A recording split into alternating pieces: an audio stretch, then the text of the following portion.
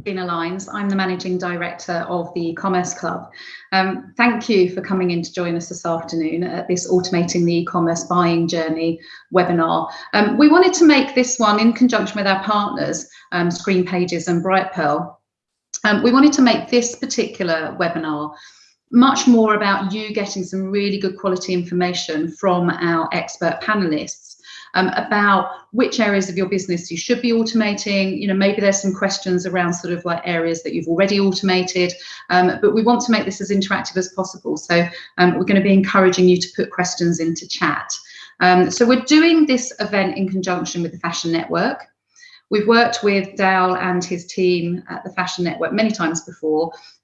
We wanted to bring those sort of two entities together, the E-commerce Club and the Fashion Network, because it allows us to bring people from all elements of e-commerce, but also people from different parts of fashion, different parts of the process chain as well, that kind of sits behind sort of fashion, retail and e-commerce.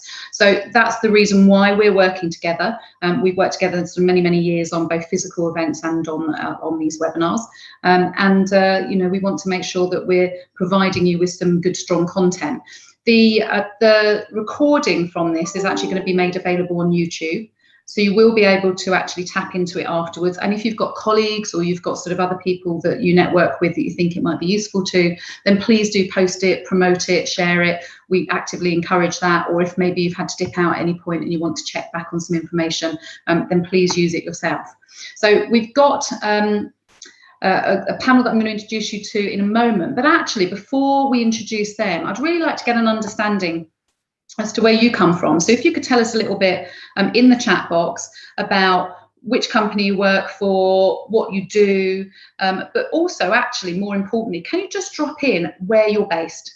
You know, whether that's the country or the city or the town that you live in, but it gives us an idea as to, are we talking to people based in London, Manchester, Edinburgh, or, you know, have we got people who are tapping in from India or the US? So it just gives us an idea and yourselves an idea as to where sort of like people are tuning in from, and we can hopefully use that information as part of today's event. So without much further ado, I'd like to introduce you to Tom Day. Tom, if I can hand over to you, please, and tell us a little bit about yourself and a little bit about Screen Pages, please. Yeah, of course. Hi, everyone. So I'm Tom Day. I'm the MD of Screen Pages.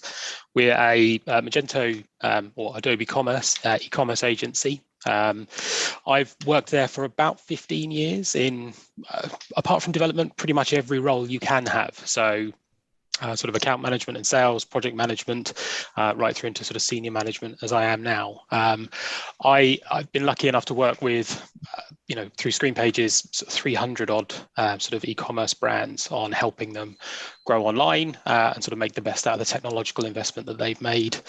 I've got 3 kids and they've kept me quite busy over the last year, and the sort of the thing I've done to sort of keep myself sane is get really into carpentry videos on YouTube, and then make disastrous copies of those in a garage with none of the right tools. So I'm quite lucky that I've still got all 10 fingers based on the last year. So Screen Pages, they've been around since 1997. So they have, in that period, worked with nearly 500 different e-commerce brands on a variety of different e-commerce platforms. We were one of the first agencies in the UK to adopt the Magento platform back when it was Magento 1.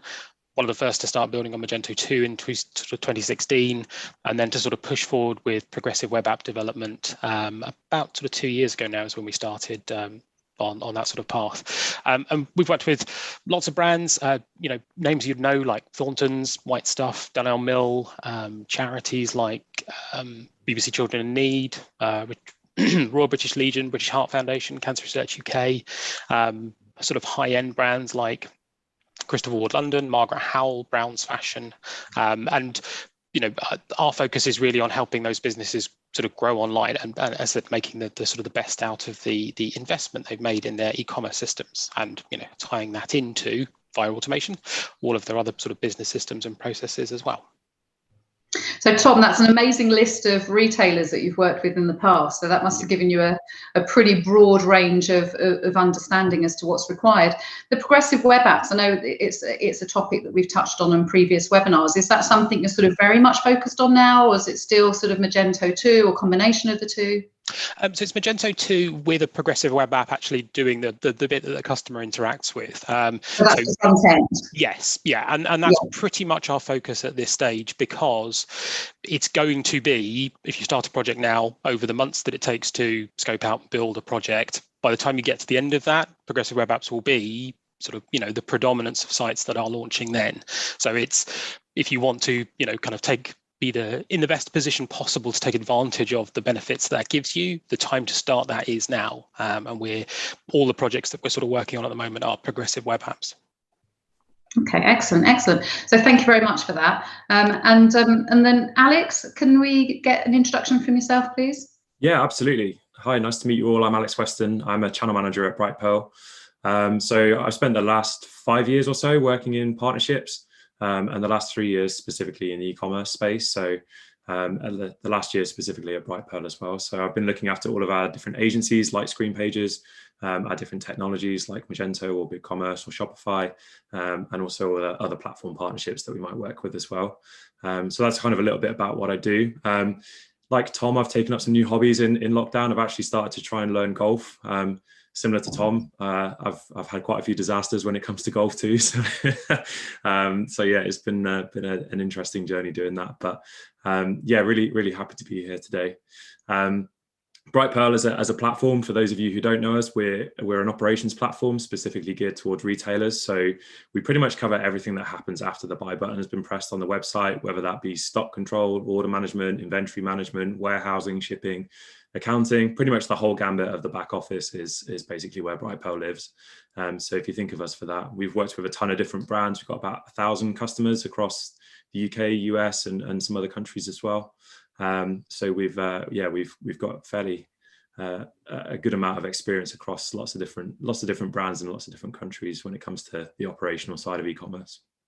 Excellent. So just like Tom, you've got a broad range of customers that you've worked with in the past. Have you actually taken on a lot of new business over the pandemic? Has that actually been sort of a time for recruiting sort of like, new customers? Yeah, absolutely. I mean, I think a lot of customers have seen a massive increase in sales, of course, throughout the pandemic on the e-commerce side. And so I think operationally that's put quite a lot of strain on a lot of people. And for those who have manual processes and they want to resolve those things, then they've looked to systems like Brightpearl to help with that. So and hopefully we can touch on some of those topics as well in the webinar today when it comes to fixing some of those manual processes. So yeah, absolutely. That we've seen. Yeah, perfect. And did we have a slide for you as well, Alex? I think so, yeah. Yeah. Oh, perfect. There's Tom's. Oh. Actually, Tom, that was your slide. It was. I covered everything important on there. It's fine. Yeah. Oh, did you? Okay, perfect. Okay. Is there anything from here that you wanted to cover at all, Alex? Not specifically. I think just the fact that we kind of cover everything in that back office. We'll talk about the automation side of things today as well, but really just that Brightpearl is really good for managing across lots of different sales channels. So managing inventory across your e-commerce store, maybe across marketplaces, but also fulfilling in lots of different ways as well. So if you have your own warehouse or 3PL, or if you drop ship and you want to fulfill lots of different orders in lots of different ways, then Brightpearl is really strong across those sort of things. But yeah, that's a little bit of background on us. We won't spend too long on there, I don't think. Excellent, thank you. Well, actually, that leads us nicely into the first poll. So before we go into actually the panel discussion, and obviously we want to take some questions from the people that have tuned in, we want to get you engaged. So if you can fill in, what percentage of your time is spent on manual tasks in the back office? So manually processing orders, updating inventory records, printing labels, accounting. What are you sort of doing, do you think, percentage-wise, still manually? If you could just kind of tick the relevant box and press submit, then we thought that would be a good way to kind of lead into our first question.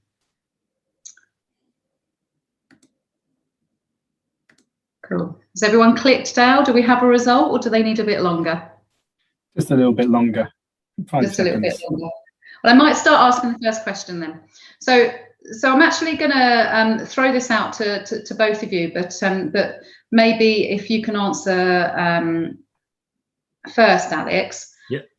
So what are the most common frustrations that customers experience with a non-automated purchase journey? Oh, and actually we can see the results there as well, so I don't know if this feeds into your answer. So it looks like half the time, less than half the time sort of for most people, but half the time or less is spent on sort of manual processes for most. And do you think that's common? Do you think that would kind of match what you would think? Pretty interesting. I mean, a lot of the time merchants will come to us with a significant amount of manual process. Half the time usually is pretty similar, and it will be a big time sap on the amount of time that's spent in the back office, basically, and just getting products out of the door. Your question around kind of common frustrations that customers experience with non-automated purchase journeys is an interesting one. Probably one of the biggest things that an end customer or a consumer experiences is really a merchant not meeting delivery times or not meeting the promises that they make on a delivery time. It's pretty typical that a lot of manual processes leads to a lengthy fulfillment time, but also it's probably one of the most negative reviews is kind of items not showing up in the agreed time frame. So it could be that someone paid for next day delivery and the item didn't turn up in 24 hours, or maybe they had free delivery in 5 days and it still didn't turn up. It's usually because there's a lot of manual process that a merchant isn't able to fulfill that order and get it out of the door quick enough in the time frame that they've agreed. Outside of that, one of the most kind of common things that typically goes wrong is that people will sell things that are actually out of stock. So it'll be showing as in stock on the website, but it's actually out of stock. And then the merchant will have to follow up and basically, tell the disappointing news to that customer that the item's not actually in stock anymore, which leads to a really negative customer experience. And it's pretty unlikely that someone's going to come back. I think the stat is something like 89% of the time, if someone has a negative experience, they won't come back and do business with that brand again. So it can be pretty detrimental to the growth of an e-commerce retailer if someone has a negative experience, whether that be because of a delivery time or because of items being out of stock or something like that. And then finally, pretty commonly is kind of mispicks in the warehouse and those types of things. So, the wrong item showing up is almost as bad as it not showing up at all sometimes. So, if you ordered white wine and red wine shows up or something like that, then it's a bit of an e-commerce disaster. So, it wouldn't bother me. I'd be quite happy with that, Alex, as long as they take the white wine as well. Not being a wine connoisseur myself, I'd probably be the same. But it's some people would be pretty upset by that. So it can definitely lead to some pretty negative experiences, and like I say, really kind of detrimental and stops people coming back to do business with that brand again. Yeah, and I mean that stat of 89% is incredibly high, isn't it? It is. I mean, it's basically 9 out of 10 times. So. Yeah, you've got to do a lot of work to convert someone back to sort of re-engage with somebody if you've lost them sort of at that point, haven't you? Yeah. So, okay, cool. So, Tom, have you got anything to add there in terms of sort of most common frustrations? I think the one that we would see sort of from the e-commerce side particularly is brands that don't do particularly well with customer sort of experience, are ones where the customer has to be proactive in finding stuff out.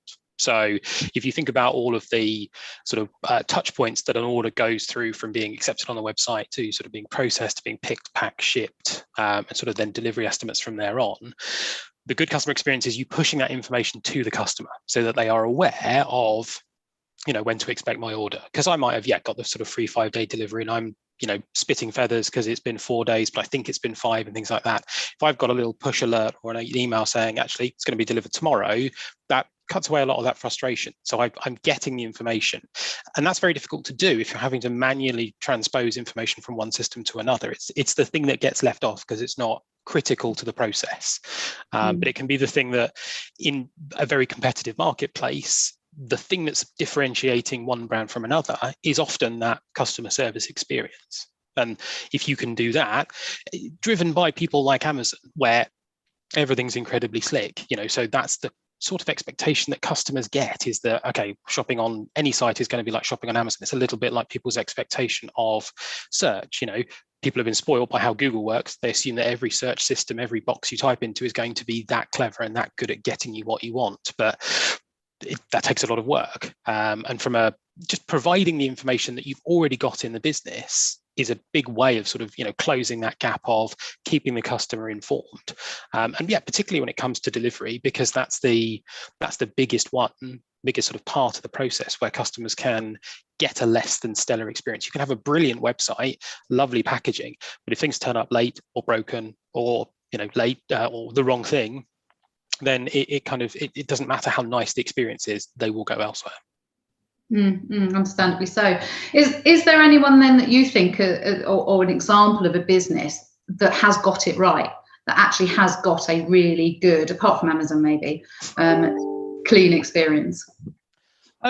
There are lots of sort of brands that are doing really well on it. Brands like sort of HelloFresh and Gusto, those sort of recipe delivery boxes. They are an entire business model built around convenience and making things as automated as possible. So, when you sign up to one of those services, you make a few selections, you express a few preferences at the start of the sort of setup of your account.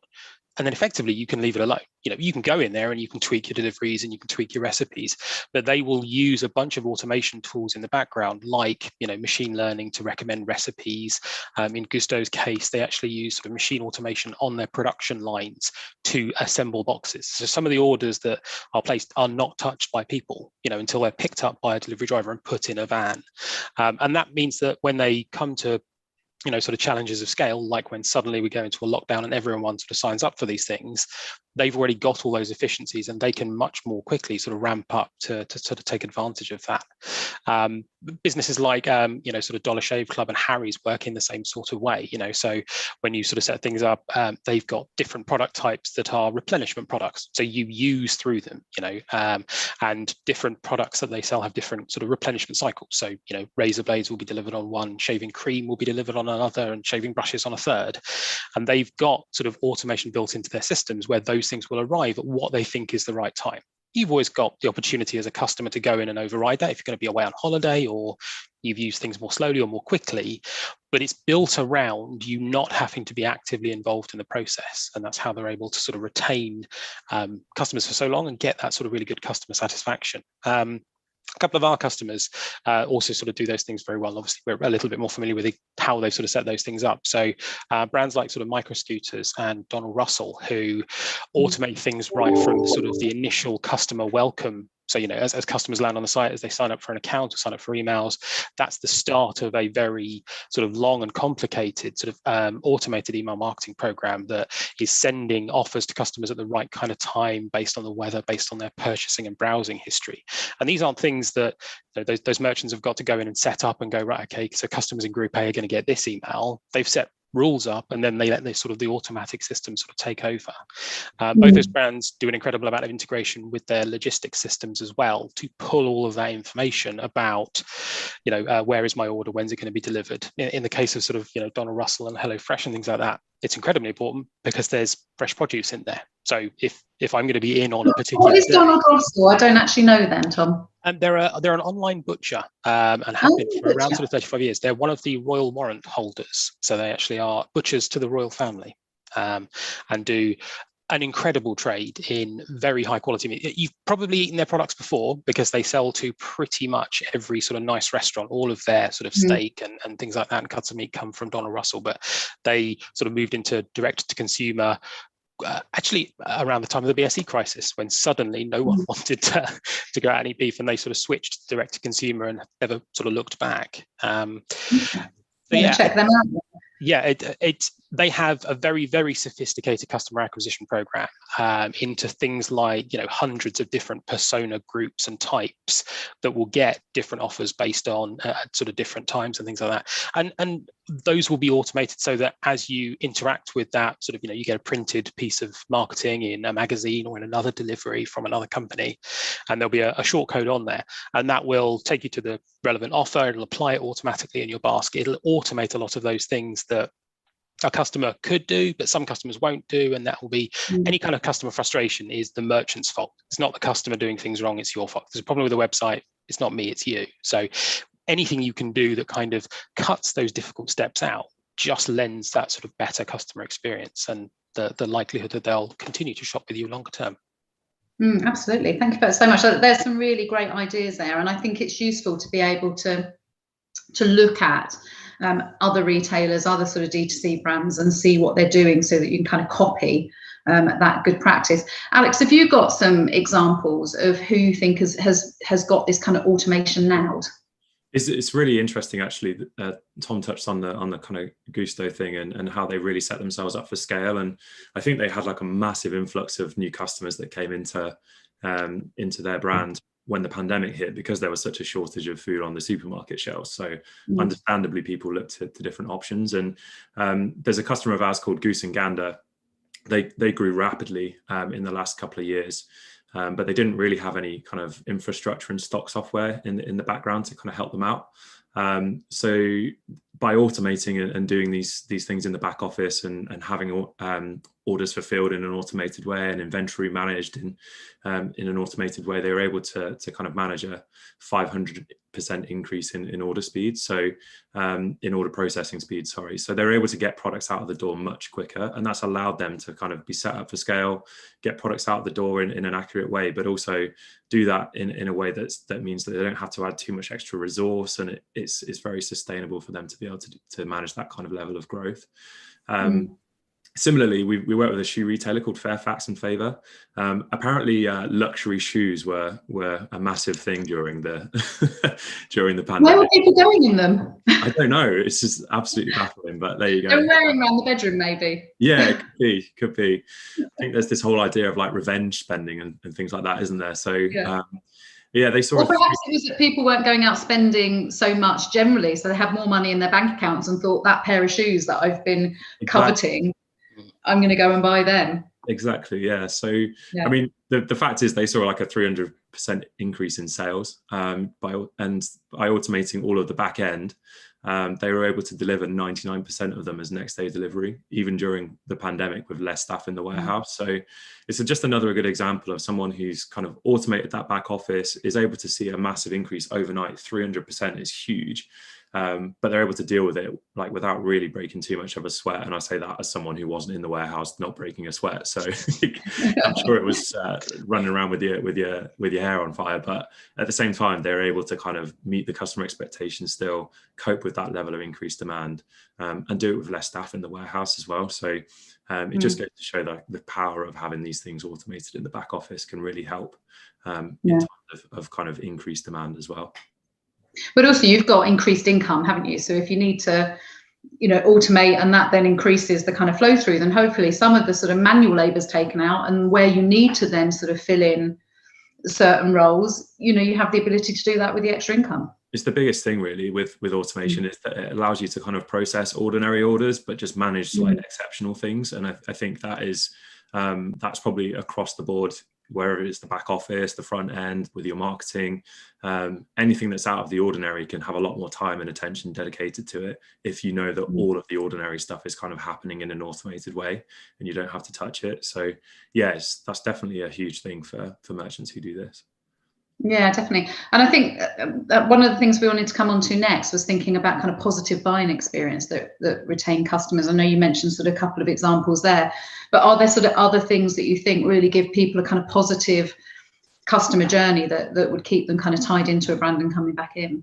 Yeah, it's a funny one actually, because I think one of the biggest things, and Tom really alluded to it, is that it's about expectation setting and communication and just meeting those expectations. I think probably the most common frustration with customer experience is kind of having a different expectation to what is actually delivered. An example just from my own life is that I was really looking forward to the final. I don't know if I want to mention that. On Sunday, I was. No, you can. I was pretty excited about it. I ordered a T-shirt that said "It's coming home" on it, and I ordered it on the Thursday or whenever it was, the day after the semi-final, and I immediately got an email from the merchant called Art of Football that said, we've had an influx of orders, we've had way more than we ever expected. It's possible that we're not going to be able to deliver your T-shirt before the final on Sunday. So although I was pretty disappointed. And did you then cancel, or did you get it anyway? Because I still got it, and I thought I'm going to wear it for the World Cup. Yay! But the fact is that I probably would have been pretty annoyed had it not showed up on the Sunday if I thought it was still going to do so. But the fact that I knew it probably wasn't going to made me just feel a little bit more calm about it. And it showed up today, and I'm just like, all right, well, it's still a really nice t-shirt. I'm still going to keep it. And if they hadn't have communicated that, I could have pretty angrily written a Trustpilot review or something that scolded them for not communicating that to me. But the fact is that they were able to communicate that to me and realize that they probably weren't going to get that order over to me. And that's probably less about automation and more about just generally having good communication with your customers and just set an expectation that if something exceptional does happen, you're able to deal with that in a way that and communicate that clearly to those customers as well. Excellent. Tom, can you think of any examples then that would kind of lend themselves to a positive buying experience? I think it very much comes back to what Alex was saying. It's about those businesses that meet the expectations that they set, and that doesn't always mean having to get things to the customer, the next day by 9 o'clock in the morning. It's recognizing how and where you're going to be able to deliver that service, whether it's getting a product to their house, whether it's delivering a digital service, whether it's anything like that. It's making sure the customer is clear on what they're actually getting, what they're signing up for, and then doing everything you can to meet or exceed that. So it's if your free delivery is generally sort of 3 days, put 5 days, because generally everyone's going to get their things before that, and it'll be a positive experience rather than saying, it'll be 3 days. Some people get them informed for them that's a negative experience. Brands that do that the best, it'll be those subscription-based brands where they're much better able to predict the sort of demand they're going to have on a particular day to make sure they've got sort of inventory and delivery and logistics all lined up for, Mondays. Lots of people get their sort of food delivery boxes on a Monday. Less people get them throughout the week. So they've got a very sort of, peaky logistical challenge of deliveries over that sort of first day, and then sort of 6 relatively quiet days in a week. But because they know that, because they can predict that, they can set themselves up to make sure that that's not going to be something that catches them unawares. And that's, if you're doing things manually and you suddenly get an influx of orders, your team are going to be busy rekeying those orders. They're not going to be stepping back and going, oh, hang on a minute, there's likely to be a problem down the road with suddenly us all having to deliver these things, ordered on a Thursday, delivered by the final on a Sunday. Let's get ahead of that and make sure the customer's expectations are managed, that they're aware of what's happening, because people are much more likely to be forgiving if you've told them ahead of time, oh, look, you and everyone else in the UK has ordered a t-shirt. It's going to take a while to deliver the 31 million that, for people who watch the final. So we will try our best to get them to you, bear with us if we can't. And I say the businesses that are doing that sort of every sort of single week, those sort of subscription orders are the ones that have got that kind of, locked in. Absolutely. Sorry, there's someone coming to my door, so you might hear the dog in the background over this next question. This is the joy of working from home, isn't it? So Tom, this is a good one for you, bearing in mind sort of, what Screen Pages' area of expertise. So if you're optimizing your e-commerce platform for automation, what should and shouldn't you be doing? So I think it starts from really making sure you have the right platform. So there are some platforms, sort of e-commerce platforms, that lend themselves really well to applying automation to them. Those would be ones that have lots of sort of, that are extensible, that have lots of interconnectivity through APIs. Magento, Shopify, and BigCommerce are all sort of great examples of those. They're very well interconnected with, systems like Brightpearl, marketing systems that mean a lot of that sort of manual handling of data from one system to another is just sort of taken off your plate. And again, that deals with the 95, 99% of everyday tasks, and then you can just focus on the exceptional ones that sort of fall outside that. I think once you've, so knowing what tools your platform has available, because obviously not everyone can just go, I'm going to switch to a different platform today. It's sort of a time-consuming sort of endeavor. So looking at whatever tool you've got, there's almost undoubtedly some tools in the e-commerce platform you're using that would allow you to sort of achieve levels of automation that you aren't doing at the moment. But they might have been something that was in there from day dot. It's 2 years down the line, and everyone who was involved in learning about that has moved on or forgotten. So kind of revisit what's in the platform, what's in your tool set already, and look at the areas that you might not be using. Obviously, one of the things that you'll have to understand is what your processes are, where your time is being taken up with the manual process.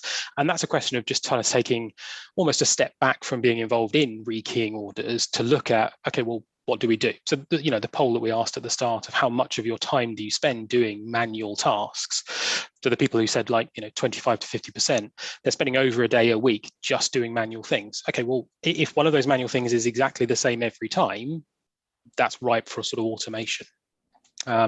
You need, I think, some way of when we come back to the first point I made, the customer expectation setting and customer communication, they're getting pickier and more diverse in how they like to be communicated with. So, email is a great way of keeping people up to date because it's fairly sort of wide across, everyone's got an email address. But lots of customers actually like push notifications better. So if you've got an app or a progressive web app, that's something that you can start to push out messaging to customer about, just little updates on their order that are going to be sort of interacted with, dismissed, but the customer's informed. You can automate things like, social proof marketing. So if you're a brand, people are probably talking about you on social media, making use of sort of aggregating all of that information into the marketing, and the sort of the customer service activities that you have, rather than going out and looking for it on a regular basis. Things like inventory and low stock management. So, it's possible to sort of automate systems where if, lines run low, they're automatically reordered rather than just going, oh, I'm out of stock and waiting for someone to sort of do something. Automating things like category merchandising and things like that, rather than people with sort of large product catalogs can spend a long time thinking about the precise order in which products go on a category. That's going to be great for one set of customers, but you've got lots of different customer types hitting the site. So, make that driven by the customer activity, automate that, or allow customers to sign up to be notified when things come back into stock. And, rather than just them filling out a form, you have to then remember to email them, get your sort of e-commerce system to do that for you, so that as soon as you return an item stock, it automatically emails those customers and you've sort of got them back in. And through things like search as well, get search that sort of automatically learns what products are sort of popular on the site, rather than just it's really good at returning results for a particular search term. You want it to start acting like a salesperson to say, right, well, you've typed this in, you probably want these 3 products. These are the ones that are, best suited for people who give us that sort of search term. And those are all technologies that you can sort of take, and they're either in sort of e-commerce platforms now, or there are sort of partner systems out there that can sort of bring that technology to you. And that just takes a big chunk of time out that you can then spend thinking and growing, other areas of the business. Absolutely. And I think, Alex, is thinking about sort of you and Brightpearl, do you ever get anyone who, when they're looking to re-platform, or maybe they're starting a new business, who actually says, I know Brightpearl, I really like Brightpearl, actually I want to use them, I'm going to choose them, and then see which platform they kind of sink in nicely with? Do you ever get it the other way around, that it's kind of driven backwards in effect? It's definitely a common thing that, it's a bit chicken and egg of really, like, do people do the back office first before the kind of e-commerce and the front end, or the other way around? And we've seen merchants do back office first and then pick a platform accordingly. We've seen people come to us with a brand new website who want to sort the back office out afterwards. We've seen people try and do both at the same time, and it's pretty common for all three kind of use cases. But absolutely, it does happen where people have kind of made their mind up about what they want to do at the back office, and it's not actually a bad place to start, because if you get that kind of order management piece and the how you're going to fulfill those orders in place straight away and automate that, then you can kind of figure out the front end and latch that on afterwards. Sometimes it can be hard to put the back office around how you've decided that the purchase journey will happen on the website. It can definitely be a good way around to think about things. But just having kind of the right data in place is probably one of the key areas to look at first. Making sure that you've got some kind of uniformity of data across all of your different platforms is going to get you a long way to being able to integrate those things, I think. And so probably Tom can talk more about this, and it's hard to kind of follow up with his answer, which pretty much covered everything on the last bit. I was going to say, it's an incredibly comprehensive answer, Yeah, Tom. exactly. I was thinking, I don't know what else Alex can say now. Exactly. But I think just making sure that you've got your kind of e-commerce platform integrated seamlessly into whatever backend system it is that you decide to use. One of the areas that you can really help yourself to do that is by having data that's clean, it's not messy and all of that kind of stuff. And using an agency to kind of help you on that journey as well will be absolutely vital, because as you start to automate things, you'll need things in a kind of uniform way. And the more kind of mess there is around that, the harder that is to do. So I think it's definitely a really good place to start. Excellent. I think we're going to come to another poll now. I don't know if, Dan, if you can sort of pop this up. But we wanted to find out which of these areas provide the most opportunity for automation in your business. So this is kind of related into the sort of the original question, I suppose, which is about the percentage of time you're spending sort of on manual tasks. But, you know, which areas do you think within your particular business, this is to our lovely guests that are listening in, can you say, do you think would benefit from automation? So if you can just kind of take part in that poll, then that will help us kind of inform the sort of second half of today's webinar. Also, do remember that we want, you know, questions directed at the panelists. So if you've got a question you want to pop it into chat, then I can sort of ask it for you, or, you know, the panelists can pick up on it and they maybe will respond in chat or sort of like as part of their answer. So sort of do pop your questions into the chat box. So looking at this,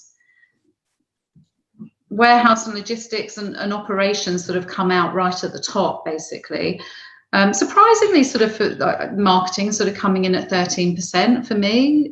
I would have thought that would have been higher potentially, but then I suppose sort of, you know, the logistics and operations is the kind of area that could sort of trip you up when we go back to sort of your earlier answers, that's potentially where sort of like, you know, that post-sale kind of sort of process can fall over. So is there anything surprising here, Tom, Alex, do you think?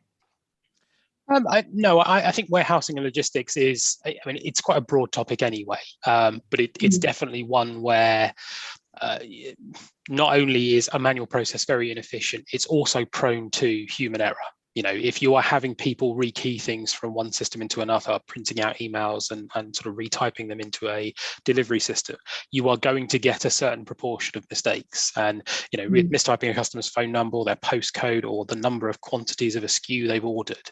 Those are all things that you won't know. You won't know until the customer calls you back when their package is not turned up or it's turned up incorrectly. And then you're scrabbling to sort of, you know, try and get the right products to the customer at the right time. And it's also one of those things that often involves an awful lot of systems. So, you know, it comes from the data that goes into the e-commerce system that the customer's putting in, right through to sort of ERP, order management, logistics. Then the delivery companies have to have an accurate copy of the information as well. So there's lots of different systems that have to all work together as seamlessly as possible to make that not the part of your business that you have to spend time worrying about. Yeah. So Alex, then, if you're looking at the digitization of your retail logistics, what do you think that looks like as a smooth process? There's so many different areas that you can cover it in all of that. But I mean, I think there's obviously really important areas to start with, and I think first and foremost, really ensuring that you have the right inventory levels across all your different channels, but really being able to back that up with accurate forecasting of future stock requirements as well, with things like demand planning. So if you're looking at your stock levels that you have currently, and what you're predicting to sell, how much you think you're going to increase, if you're looking at putting a sale on, for example, and how that's going to affect your demand, things like that can really help. And it just allows you to be able to properly plan that demand, and plan how much stock you're going to need to be able to meet that demand as well. As much as you want to have the right inventory levels, like flowing up to all the right different sales channels and everything like that, so you're not selling stuff that's out of stock, having the right stock obviously is vital as well. And also not having too much stock, right? No one wants to have stock that's just sitting in the warehouse taking up valuable warehouse space either, and it's not really being shipped anywhere. So I think that can be really key, and it just allows you to kind of meet that customer demand more, keep an eye on what stock is moving more slowly, and then take that warehouse space and put it to better use, basically. But it also allows you to free up more time and meet that customer demand where it's most needed too. That could be one area, and freeing up that warehouse space and demand forecasting and everything like that is brilliant. But purchasing, fulfilling, shipping, accounting, all of those areas are ripe for digitization and automation. Basically, the less time spent on any kind of manual repetitive task, as Tom said, if you're doing it every day and it's always the same, then it's perfect for an automated or some kind of automation. So the more time that you can spend dealing with not dealing with things that are just repetitive tasks, and the more time you can spend dealing with out of the ordinary orders and things that do come up less often.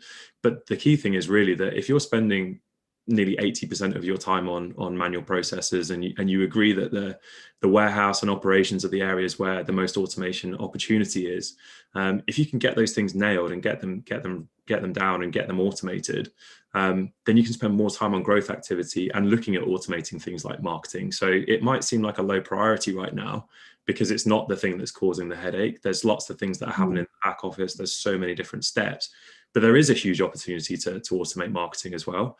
And people can spend a lot more time to do those types of things if they're not rushed off their feet trying to just get orders out of the door and running around the warehouse trying to figure out what stock they need to buy next and all of that kind of thing. So really the kind of opportunities and the digitization of retail logistics covers broadly everything in the back office, but it's really identifying, as Tom said, those things that you do every day and those repetitive tasks to make sure that those are the things that you kill first. And then that allows you to focus on that growth activity and broaden that out more afterwards. And I suppose also that means that then you're allowing yourself or the sort of talent within your business to be able to think about the bigger picture, to be able to think about the brand, to be able to think about the experience overall, rather than be processing kind of sort of menial tasks. No one wants to be kind of strangled by those kind of process and those menial tasks, as you say. So, if you can free up the mind of all the people in the organization to be able to look at these things more creatively, then it allows the business to grow forward, and they're not held back by the kind of shackles of manual process. It really kind of frees them up to be able to grow, and with confidence as well, because they know that they can scale. And as they do these more kind of growth activities, they're able to know that they've confidently can meet that extra demand. So when I look at some of our customers who've hit a 300% increase in sales throughout a pandemic or whatever, I'm glad for them that they're able to do that with confidence in the fact that they can meet that demand and scale and go on and try and incorporate more growth activity afterwards as well. Yeah, absolutely. So if we can come back to you, Tom, how do you ensure then that your e-commerce platform integrates into your logistics systems? How do you make sure that they work effectively together? Well, it obviously comes down to selecting the right platforms. So in the modern era, pretty much every business system that you would be able to pick or use, from e-commerce to logistics to warehouse, they would all have kind of integration potential. Some of them make it easier, some of them make it more difficult. So choosing something that lists integration as one of its key features is going to be sort of critical, so that you're not fighting against the tool, you'll be able to sort of work with it. Obviously picking the right partner or agency, so someone who's got experience with doing integration and understands the benefits of having it done correctly, so that it does free up that time and it gives your team more days in a week effectively to sort of work on the growth activities, as Alex said. Once you've sort of, I suppose, got those two bits in place where you understand what's possible, it's putting those agencies together. So explaining to them what the problem is. The problem is we're spending 80% of our week manually requeuing orders. What are the solutions? And letting those sort of agencies, those platforms, come back to you and say, well, actually, look, we can solve that challenge for you. Maybe not for every single order, as Alex said, it's the making that 95% of things flow through the system without having to be touched means that you've got time to focus on the customer service for the unusual 5% of orders that do need manual intervention, that are personalized or customized or suddenly need delivery to an outer Hebridean island, and that's going to take some sort of working out how to get it there. Once you've got those sort of things in place, understanding what the user journeys are. So how the customer is going to interact with the different parts of the process. So, from the ordering to the sort of calling up customer service to say, where's my order? Can I return it? So understanding where those sort of customer touch points are and making sure that you've got those sort of documented down.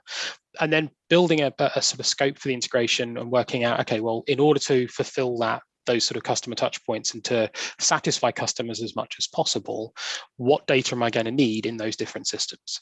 So one advantage of integrating things is once you've got it working, you can push far more data backwards and forwards than you can if you're manually rekeying things. If you're manually rekeying things, it's a rush. You're doing the bare minimum. Automating it so that computers are talking to computers, you can do far more with it in the same sort of time. So building out that kind of, okay, well, where is my data going to come from? Which systems is it going to go to? How often is it going to be synchronized across the two? Once you work that out, obviously, then there's the small challenge of doing that. The biggest part I think that you can do to make sure it's seamless is testing once it's finished. So sort of any kind of system worth its salt will have a test version, sort of e-commerce platforms, sort of back-end system platforms, marketing platforms that you can put these integrations into place with and then just test. And when you think you've done enough testing, do a little bit more. Take your 1,000 orders that your customers have last put through and run them through the integration as a test just to see what falls out. Pick the weird orders that are going to cause problems and see what happens there. And that's the best thing you can do, really. Also recognizing that those integrations are very rarely 100% perfect for absolutely everything over the course of 5 years. You'll have different customer expectations 18 months down the line when suddenly we're in a pandemic that maybe weren't there when you put the integration sort of together in the first place. So recognize that over time it will need to change is also important. I think that's the thing, is that so many companies had to pivot, didn't they, sort of when the pandemic hit. And there were obviously, lots of opportunities that came out of that, but also, quite a number of casualties as well that sort of came out of that as well. So I'm going to sort of pop back over to you, Alex. So how do you think convenience drives customer retention? I mean, it's a really interesting one. It's obviously grown in its importance of convenience, and there's no hiding from the fact that people like Amazon and those types of businesses have kind of changed convenience and the meaning of the word in a lot of ways. But I think just creating a frictionless buying experience is pretty vital across all the different channels. So that can help you acquire customers because they can find it easier to purchase and make that purchase, but also retain if they have a really good experience on the website and they have a really good experience after the buy button has been pressed as well. Then that can be crucial for making sure they come back again. I think the stat, by the way, if someone is guaranteed to have a good experience, the majority of customers will pay 15% more to have a good experience. So it can be a really a driver of kind of revenue on the front end as well before someone's even made that purchase. But was that 15% you said, Alex? Yeah, 15%. Yeah. 15%. But yeah, making the checkout returns process is simple, personalized, and quick will kind of catch the attention of all customers. But also offering fulfillment options such as like buy online, pick up in store, or click and collect. Kind of thinking of that omnichannel approach is going to be pretty key as well. So the convenience of being able to pick up my parcel from wherever I want to pick it from, have it delivered in the time frame that I really want to have it delivered in, any kind of alternative shipping method that I want as well, and it also can be an opportunity to get customers into the store as well. So the convenience comes in lots of different ways, whether that can be the ease of which someone can purchase on the website and how quickly they can get it to the door, but also whether if they don't want it delivered to the door and they want to go and pick it up from in store or something like that, then that can be equally as true as well. And likewise, convenience comes into the kind of return side as well. One of the biggest things of customer retention is the ability to be able to return an item and refund and exchange it, and it's a huge problem and a headache for a lot of retailers, but it's a huge headache for a lot of customers as well. And I think they find it really, it can really aggravate people if they're not able to easily return products that they don't want anymore. So thinking about a customer-centric kind of returns process and having that kind of clearly displayed on the website as well is also a key area. Yeah, absolutely. And so, Tom, do you have any kind of thoughts on that, about sort of convenience? You mentioned sort of before about subscription services. I'm guessing that kind of sort of plays its part as well. It does. One thing I was going to add to sort of what Alex said is when you're building a sort of a customer-centric returns process, recognizing that having a very slick returns process, for particularly obviously for an online business, means that you are much more likely to sort of retain customers. And if you are, you can possibly afford to build that return cost into your product price. So, recognizing that that's actually returns is almost a marketing function.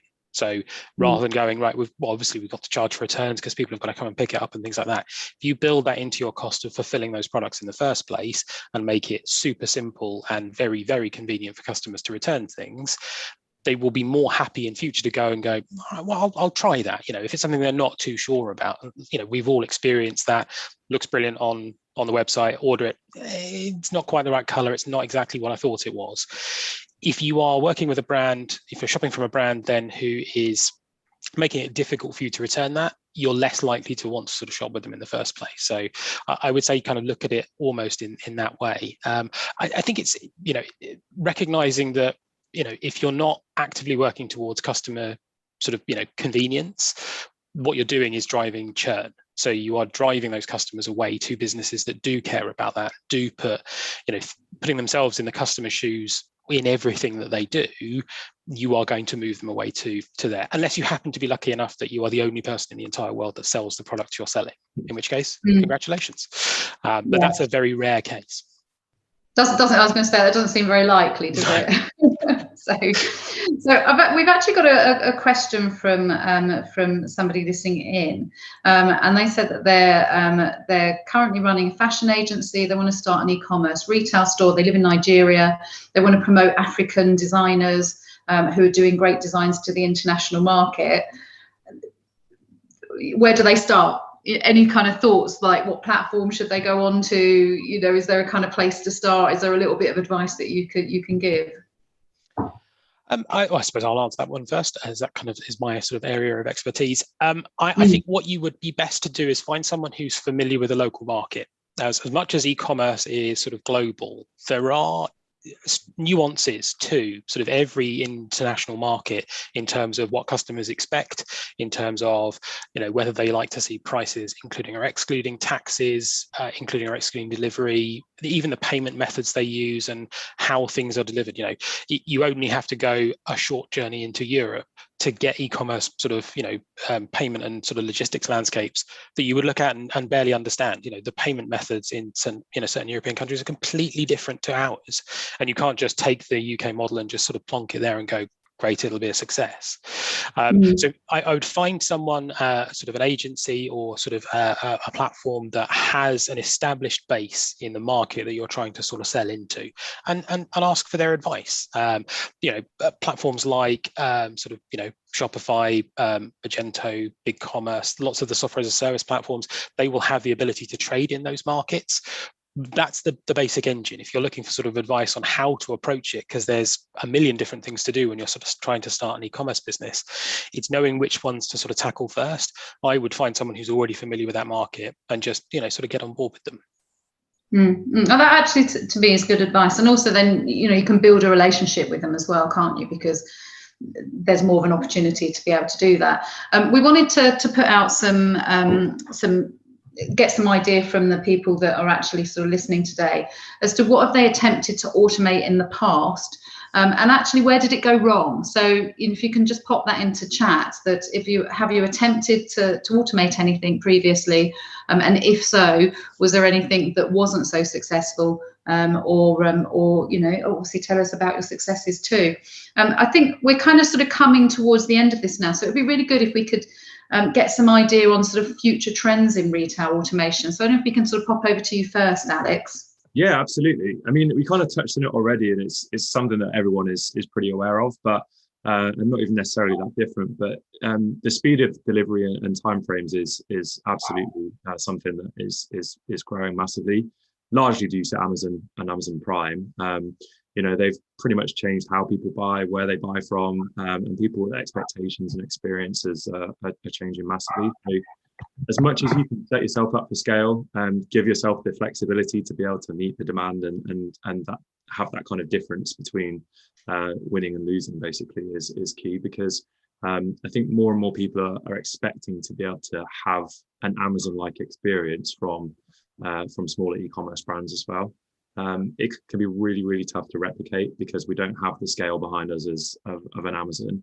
But there are softwares out there to help us, and I think what smaller e-commerce brands have in their favor is also the fact that they are more agile than something like Amazon, and they are able to kind of meet these things more as well. But they also have the goodwill of customers. If I think of my t-shirt example, I was really happy to buy from a British-based brand that was selling t-shirts for the World Cup, for the Euros final and the World Cup final. I'm dreaming of next year already. But well, we all, Alex. Yeah, exactly. But I was very happy to be buying from them, and I think, given that goodwill, I was able to kind of to understand their predicament when it came to their inability to be able to fulfill that by the final. So I guess my point being that, as people try and meet Amazon's delivery timeframes and those somewhat unrealistic expectations, there's also a lot of goodwill. And so as much as you can communicate with the customers and make sure that you keep them top of mind, then that will be something that you can overcome as well. Excellent. So, Tom, have you got any thoughts on the future trends we should be looking out for in retail automation? Yeah, I think it's as Alex said, it's much driven by the experience that people have from Amazon. So it's the a brand that you go to, knowing what I like, what I don't like, showing me relevant things, all driven by the data that they're already giving you. They're voting with their feet about what they look at, what they sort of buy, what they return. Building all that into how you market to them, what products you show them, just means that it's you're giving them a better customer experience because what they're seeing is relevant. And I'm not having to look through your entire product catalog of tens of thousands of lines. You're showing me the things that I want, and Amazon's very good at that. It's a necessary evil, but we can all learn from them because they spend tens or hundreds of millions of dollars on research and split testing and working out what does work and doesn't work. And we can as the sort of the rest of the e-commerce industry who are playing against them, we can kind of watch, right, what do they end up doing in the end? Okay, that must be the one that works, and we can glean sort of information from how they sort of divide things, and making use of those little bits of kind of artificial intelligence in sort of discrete ways. So things like voice-driven sort of search and buying.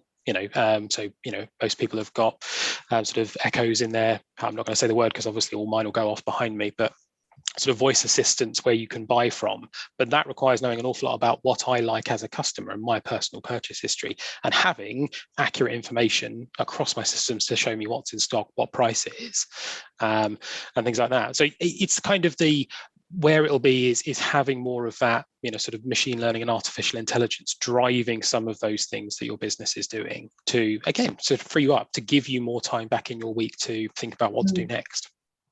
Exactly. I mean, even as a consumer, I feel that technology is supposed to be there in order to be able to make our lives easier, to either give us more free time or, just to sort of take away some of those kind of menial tasks that we're always rushing around trying to squeeze in between everything else.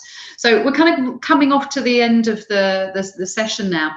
We are going to have an expert panel chat afterwards, which has been dropped into the sort of chat.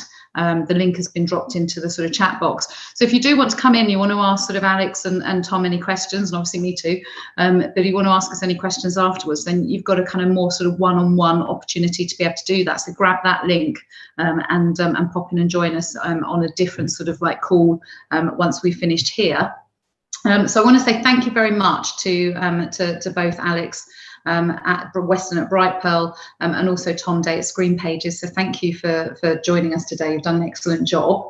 And one of the things that I wanted to mention is that we're doing one of our first in-person events actually in August.